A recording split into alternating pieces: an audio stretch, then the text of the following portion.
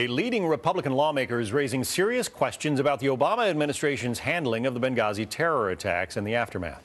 Senator Lindsey Graham accuses the White House of telling injured survivors of those attacks to, quote, be quiet and not share their stories.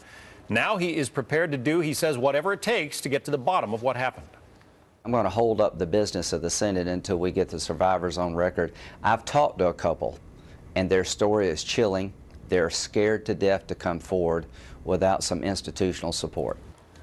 Let's talk about it with Brett Baer, the anchor of Special Report and a guy who's done a great deal of reporting on what happened in the Benghazi situation. There are 33 survivors of the attacks who were evacuated from the diplomatic facilities there, Brett?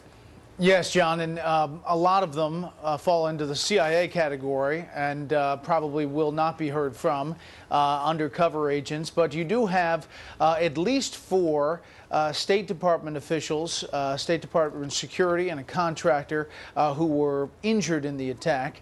And you have people like Senator Graham saying that they have talked to some of these people and that they have been told to be quiet.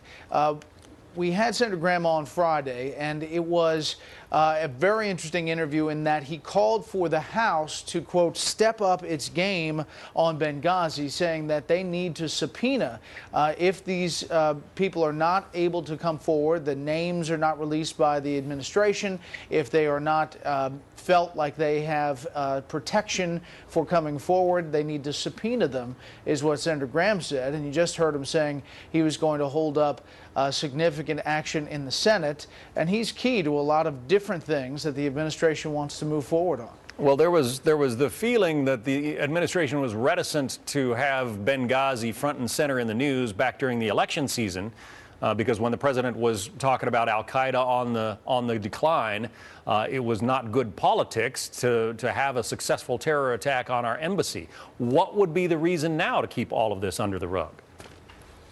We don't know the answer to that question. That's something that we've been trying to dig on for a long time.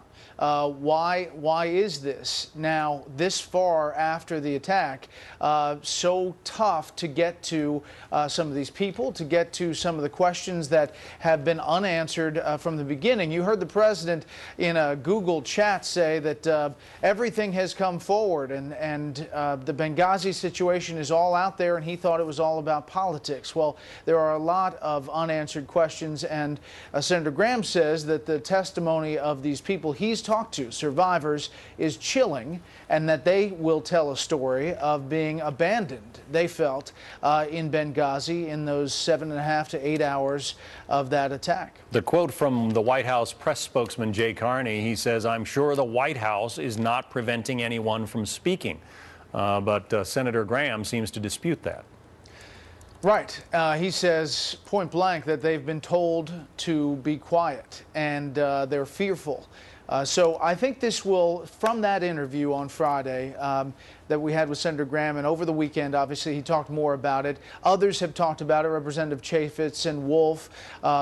Other members of Congress are pushing forward on this, and I think it will start to gather some steam here, especially if you have some people like Graham saying they're going to hold up things in the Senate. I want to make one other point. Another story is kind of connected to this, and that is the transparency with the Osama bin Laden documents recovered at the Abbottabad compound. There were supposedly hundreds of thousands of documents that could fill a small college library, we were told by the administration in the first days. Only 17 of them have been released. And from other reporting we've heard about these documents, it says bin Laden and top al-Qaeda was in constant communication with these al-Qaeda affiliates and was much more about directing attacks all around the world. All of this fits together with the picture of al-Qaeda, and we're trying to dig on and get to the bottom of all of it. Yeah, keep up the digging. Good work in Washington.